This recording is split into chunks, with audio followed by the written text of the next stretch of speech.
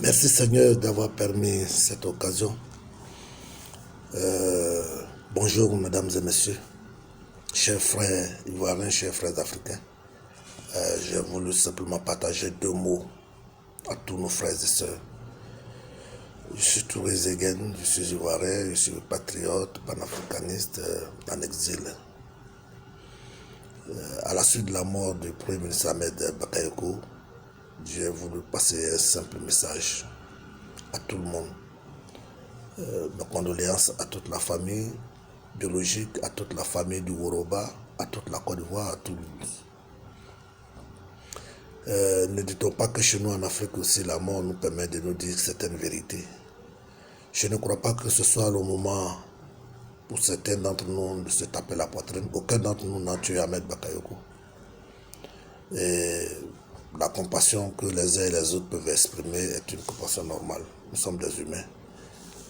Si nous l'avions tué en guerre sur le front, peut-être on aurait pu se taper la poitrine. Ceux qui sont ses ennemis et ses adversaires, c'est normal.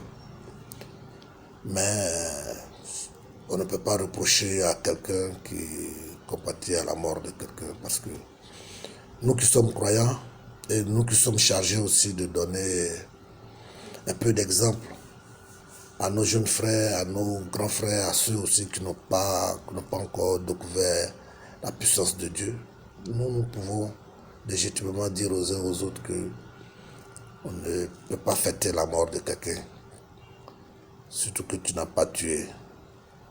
Et c'est notre adversaire, c'est l'ennemi, il fait partie du camp de l'ennemi du peuple de Côte d'Ivoire qui souffre depuis plus d'une décennie, c'est normal. Et également, même chez Dieu, je suis convaincu qu'il n'a jamais accepté ceux qui tuent, ceux qui déciment le peuple, ça c'est clair. Mais en même temps, le même Dieu nous dit que la vengeance lui appartient. Dans la société humaine, ils ont envoyé le crime, ils ont envoyé les tueries, ils ont envoyé en tout cas toute forme de barbarie, mais ce n'est pas notre nature. Nous devons fuir la barbarie, nous devons refuser la barbarie de leur rébellion. Voilà. Il n'est pas seul. Il y a Ahmed Bakayoko qui est le dernier qui est tombé, mais Bon Koulibaly est tombé avant lui. Ibi est tombé avant lui. Mais certains sont vivants. Mais ce que je voulais dire, c'est que vraiment, il y a beaucoup qui sont morts. Nous, dans notre cas, certains sont connus. Je vois sur les réseaux sociaux, on affiche certaines images de nos gens qui sont tombés, Bogadoudou, Désiré Tagro, Bonou-Babré, c'est bien. Et aussi, je voulais simplement rappeler à certains que beaucoup de nôtres sont tombés. Vous n'avez pas leurs photos. Certains ne sont même pas connus. Beaucoup d'entre nous sont tombés. En Côte d'Ivoire, dans le camp des patriotes, dans le camp des Probabos, on cite toujours des noms. Ce n'est que quelques noms, une vingtaine, une trentaine de noms. Mais ceux qui sont tombés, qui sont nombreux, que personne ne cite leurs noms, que personne ne présente les images, pensons à eux tous. Ceux mêmes qui sont tombés parce qu'ils étaient aussi du camp de la rébellion, pensons à eux tous, prions pour eux tous, parce que beaucoup ont été induits en erreur. Beaucoup de nos parents, de nos petits frères ont été induits en erreur. On a fait croire à certaines personnes que les gens luttaient pour le Nord, pour les nordistes, pour les musulmans. Et voici, hélas. Mais ce sont nos frères qui sont en train d'être décimés par la politique française, par la politique impérialiste, qui utilisent les mêmes techniques, les mêmes tactiques partout dans tous nos pays. Et donc je voudrais profiter de l'occasion de la mort d'Ahmed Bakayoko pour inciter tous les Ivoiriens à se replier sur soi, à réfléchir un peu, à commencer à s'aimer, à nous aimer entre nous et pour arrêter le massacre. Parce que là, la mort par empoisonnement, cette dernière technique-là est une dernière phase que vraiment dans la société des humains, personne ne peut résister. Personne, je dis bien personne ne peut échapper. Même pas les empoisonneurs du moment. Mais ça, ce n'est plus une société humaine. Voilà, ça c'est plus que maintenant même la sorcellerie, parce que là c'est grave. Voilà, partout on peut être empoisonné.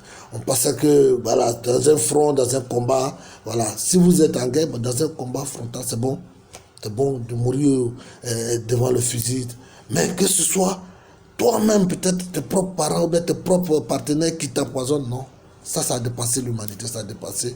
Et ce n'est pas un, ce n'est pas deux, mais c'est partout depuis 2011. On nous a tués, nous les opposants, ou bien ceux qui sont contre le pouvoir, en exil partout. D'accord, mais maintenant, à l'intérieur du pouvoir de Alassane Ouattara, nous pouvons ne que prier que ce diabolisme s'arrête. Oui.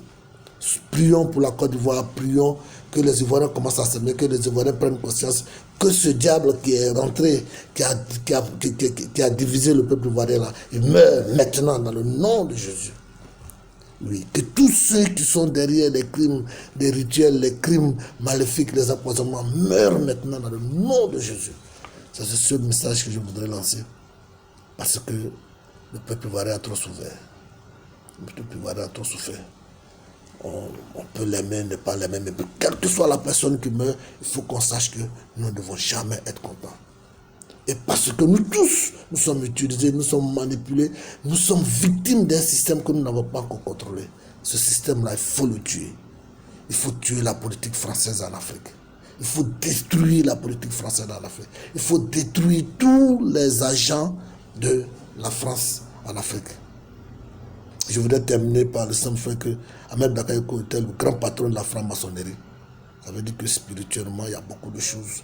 Ce n'est pas nous, heureusement, mais c'est Dieu qui continue de se glorifier, qu'il continue de se glorifier, qu'il continue de libérer ce pays, ce beau pays, la Côte d'Ivoire, qu'il continue de nous accorder, de nous pousser vers le chemin de la paix, de la liberté, de la dignité, de la démocratie. Je vous remercie. Mes condoléances à tous les Ivoiriens. Beaucoup de courage. Que tous les combattants continuent de se battre dignement, loyalement et non par la lâcheté. Bonne journée à tout le monde. La lutte continue. La lutte continue. Je vous remercie.